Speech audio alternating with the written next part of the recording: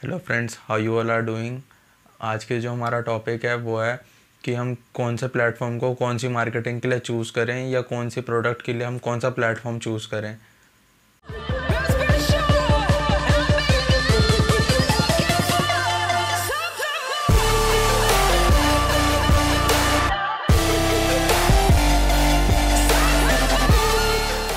तो जो आज का टॉपिक है वो मैंने 4 पॉइंट्स में डिवाइड करने की कोशिश करी है। आई होप आपको पसंद आया। अगर पसंद आता तो मेरे चैनल को सब्सक्राइब ज़रूर करके जाना।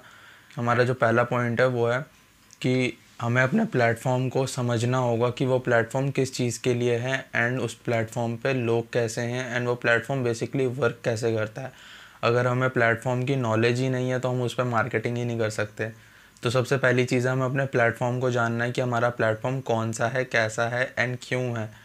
तो पहली चीज़ तो हमें ये समझना है कि जैसे फेसबुक है, फेसबुक फ़ोटोज़ वीडियोस दोनों के लिए होता है, तो हम उस पर फ़ोटोज़ वीडियोस की मार्केटिंग करते हैं। टेक्स्ट बेसिस कंटेंट फेसबुक पे लोग कम पढ़ते हैं, तो फेसबुक हमारे लिए टेक्स्ट बेसिस कंटेंट के लिए इतना आगे नहीं बढ़ सकता।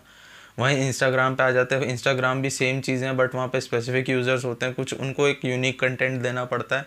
अगर आप इंस्टाग्राम पे यूनिक कंटेंट नहीं दे पा रहे तो फिर बंदे नहीं देखते। फेसबुक पे फिर भी देख लेंगे बट इंस्टाग्राम पे नहीं देखते, क्योंकि वहाँ पे कुछ हायर लेवल की ऑडियंस होती है जो हाई एजुकेटेड होती है। फेसबुक पे आपको हर लेवल के एजुकेशन वाले बंदे मिलेंगे, बट इंस्टाग्राम पे आपको ऐसा नहीं मिलेगा। इंस्टाग्राम पे थोड़े से पढ़े लिखे बंदे मिलेंगे, ज़रूर मिलेंगे। ठीक है। इसी सेम चीज़ की तरीके से हम यूट्यूब पे भी देखते हैं। यूट्यूब पे आपके फ़ोटो बेस्ड कंटेंट बिल्कुल नहीं चलते, टेक्स्ट बेस्ड कंटेंट बिल्कुल नहीं चलते, आपको वीडियो ही बना के डालनी पड़ती है। तो अपने प्लेटफॉर्म को हमें समझना है कि हमारा प्लेटफॉर्म आखिर वर्क कैसे करता है और उधर उस प्लेटफॉर्म के ऑडियंस को क्या चीज़ देखना पसंद है। ओके। तो जो हमारा दूसरा पॉइंट है वो है कि हमें उधर कस्टमर्स को समझना है कि या जो भी व्यूवर्स हैं हमें उनको समझना है कि वो व्यूवर्स वहाँ पे क्या हैं और कैसे हैं और क्या देखना चाहते हैं। कई प्लेटफॉर्म ऐसे हैं जहाँ पे फीमेल्स ऑडियंस ज़्यादा है, कहीं मेल ऑडियंस ज़्यादा है, कहीं पे दोनों बहुत ज़्यादा है, कहीं पे यंग एज ज़्यादा है, कहीं पे ओल्ड एज ज़्यादा है। तो हमें अपने प्लेटफॉर्म को समझना होगा कि वहाँ पे कौन से व्यूवर्स हैं और उन व्यूवर्स को कैसा कंटेंट पसंद आता है। हमें सामने वाली ऑडियंस के हिसाब से कंटेंट बनाना, अपने हिसाब से नहीं। आपको तो समझ आएगा क्योंकि आपको पता है, बट सामने वाले को समझाने के लिए भी तो उसको एक तरीका पता होना चाहिए ना, कि भाई उस बंदे को हमें ईजी से ईजी लैंग्वेज में समझाना है and easy to easy way में समझाना है। तो ये चीज़ें हमको सबसे ज़्यादा ध्यान रखनी है। तो जो तीसरा पॉइंट आता है वो हमें इस चीज़ का ध्यान रखना है कि हमारे कस्टमर्स को वो चीज़ें देखना पसंद है भी या नहीं है। अगर उस कस्टमर को वो चीज़ें देखना पसंद ही नहीं है तो आप उसे वो दिखा के फ़ायदा क्या करोगे, अपना अपना ही नुकसान करोगे। एडवर्टीज़मेंट पे पैसे लगाओगे, वो सारी चीज़ें वेस्ट हो जाएंगी। कस्टमर को वो चीज़ देखनी भी तो पसंद आनी चाहिए ना। अगर वो चीज़ें उसको पसंद ही नहीं है तो आप फ़ायदा क्या उस चीज़ को करके। सबसे पहली चीज़ तो ये देखो कि कस्टमर्स को पसंद क्या आता है। आप जिस भी बंदे को टारगेट कर रहे हो, फॉर एग्जांपल अगर हम एक सिंगल पर्सन को भी टारगेट करते हैं ना, कि हाँ मान लो हम अगर किसी बंदे को टारगेट कर रहे हैं तो हम सबसे पहले उसकी प्रोफाइल चेक करते हैं कि भाई इस बंदे को कैसी चीज़ें पसंद है। वो लाफिंग ज़्यादा करता है या वो बंदा सैड ज़्यादा रहता है, उसे सैड स्टेटस ज़्यादा पसंद है या उसे हंसने वाली चीज़ ज़्यादा पसंद है। तो ये चीज़ें तो हम देख के करते हैं कि हमें उसको क्या है क्या नहीं है। पर अभी हमारे पास एक सिंगल पर्सन नहीं है, हमें एक wide range of audience cover करनी है। फॉर एग्जांपल आप ले लो कि फ़ैशन प्रोडक्ट्स बेचते हो आप, अगर लेडीज़ के फ़ैशन प्रोडक्ट्स बेचते हो तो आपको समझ आना चाहिए कि लेडीज़ को कौन से फ़ैशन प्रोडक्ट्स नए ट्रेंडिंग चाहिए। अगर आप वही सेम पुराने प्रोडक्ट्स को बेचते रहोगे तो हो गया बंटाधार। ठीक है।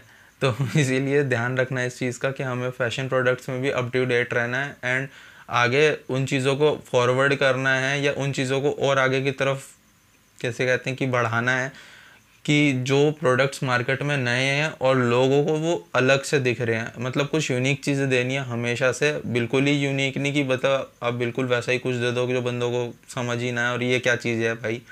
वैसा कुछ नहीं देना, कुछ ढंग की चीज़, मतलब जो बंदों को यूनिक भी लगे, जो यूज़फुल भी लगे, जो मीनिंगफुल भी लगे, ऐसी चीज़ें देनी है। अगर आप उसे मीनिंगफुल कंटेंट नहीं दे सकते तो वो यूज़र फिर तो गया। ठीक है ना। इसीलिए आपको मीनिंगफुल कंटेंट भी देखना है एंड ये चीज़ ज़रूर ध्यान देना कि अगर वो मीनिंगफुल कंटेंट दे रहे हो तो कौन से प्लेटफॉर्म पे दे रहे हो भैया, और कौन से प्लेटफॉर्म पे किस ऑडियंस को वो चीज़ें चाहिए भी नहीं चाहिए। आप मान लो आप फैशन प्रोडक्ट्स दे रहे हो पर यूट्यूब पे फैशन प्रोडक्ट्स दिखाए जा रहे हो भाई, यूट्यूब पे बंदे एंटरटेनमेंट के लिए आ रहे हैं, आप एंटरटेनमेंट वालों को दिखा रहे हो कि हमारे फैशन प्रोडक्ट्स देखो। जैसे कई बार आपने यूट्यूब पे एड्स देखी होंगी, अगर आप सर्च कुछ कर रहे हो एंड ऐड किसी और चीज़ की आ रही है तो आप स्किप ऐड करते हो, सीधा आपका मतलब की नहीं है, तो वो ऐड तो वेस्ट हो गई ना। पैसा तो लगता ही है ऐड चलाने के, तो वो ऐड तो वेस्ट हो गई।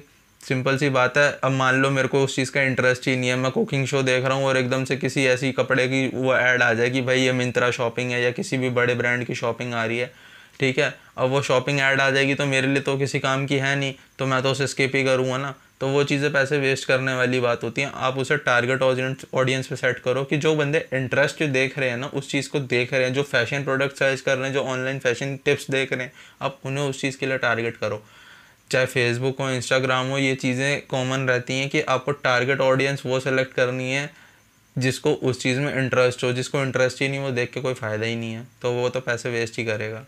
तो जो हमारा चौथा पॉइंट है वो हमें ये देखना है कि हमारा प्रोफाइल जो है वो कस्टमर्स के according easy to read, easy to access है या नहीं है।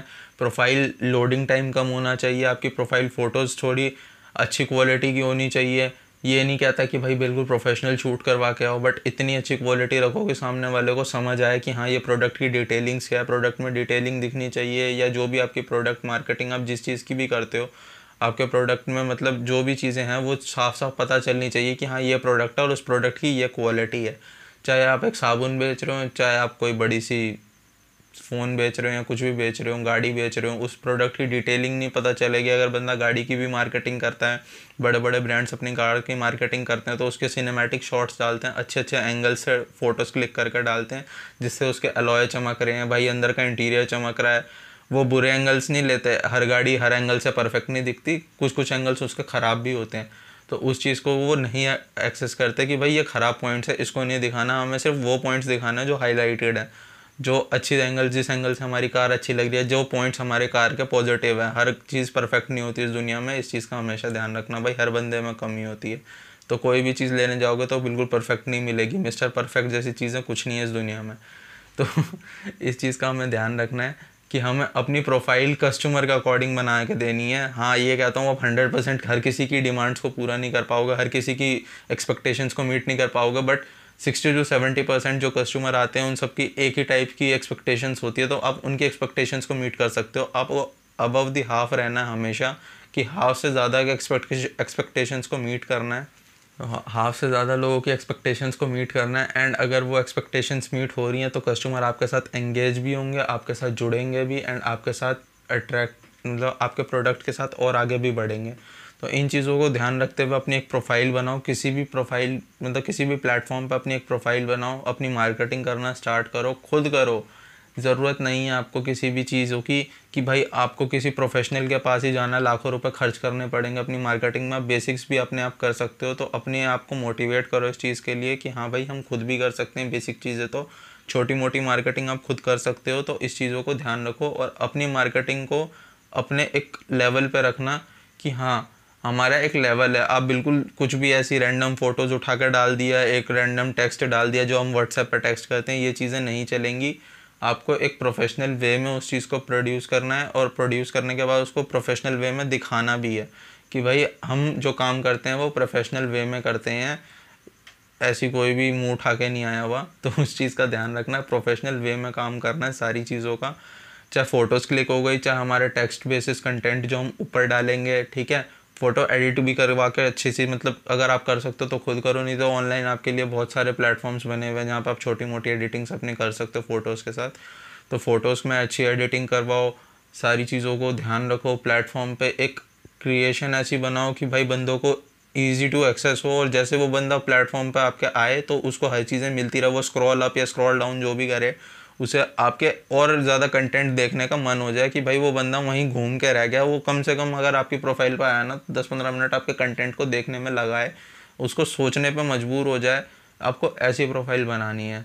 तो ऐसी प्रोफाइल बनाने के लिए ज़रूर से ज़रूर ध्यान रखना है कि आपको सिर्फ मीनिंगफुल कंटेंट डालने हैं, फालतू की चीज़ें नहीं डालनी। जो बंदों को काम की चीज़ें हैं, जो इंटरेस्ट है उनका, वही चीज़ें डालनी है, इंटरेस्ट के अकॉर्डिंग डालनी है। एंड सबसे बड़ी चीज़ कि आपको इस चीज़ का ज़रूर ध्यान रखना है कि जो सामने वाला है वो कस्टमर है, तो कस्टमर को गुड तरीके से ट्रीट करना है, उसके साथ पोलाइटली बात करनी है, वे ऑफ टॉकिंग अच्छी रखनी है। अगर आप वे ऑफ टॉकिंग अच्छी नहीं रखते या आप पोलाइटली बात नहीं करते तो भी कस्टमर चले जाते हैं। तो इस चीज़ों का ज़रूर ध्यान रखना है। आपसे जो भी मिस्टेक्स हो रही हैं आप उन चीज़ों को एक्सेप्ट करें, एंड दूसरों से जो मिस्टेक हो रही है आप उन चीज़ों को इग्नोर करें। धीरे धीरे आपको ग्रोथ मिलेगी, ज़रूर मिलेगी, टाइम लगता है हर चीज़ में बट ग्रोथ मिलेगी। तो इस चीज़ों का ध्यान रखना कि ग्रोथ एकदम से नहीं आ जाती भाई हवा में। ये नहीं है कि प्लेन एकदम उड़ गया सीधा, भाई उसको भी रनवे चाहिए होता, थोड़ी देर वो भी सीधा जाता है। तो इसीलिए स्टार्टिंग हमेशा स्लो से ही होती है, स्टार्टिंग हमेशा ज़ीरो से ही होती है। पहले 2-3 महीने, हो सकता है 1 साल तक आपको कोई ग्रोथ ना मिले, ये भी हो सकता है कि आपको 1 साल तक कोई नोटिस ना करे। बट वो दिन का वेट करना जिस दिन आपकी वीडियो एकदम से ट्रेंडिंग आएगी, जिस दिन आपका पोस्ट एकदम से ट्रेंडिंग आएगा, और उस दिन आपको सारे नोटिस करेंगे।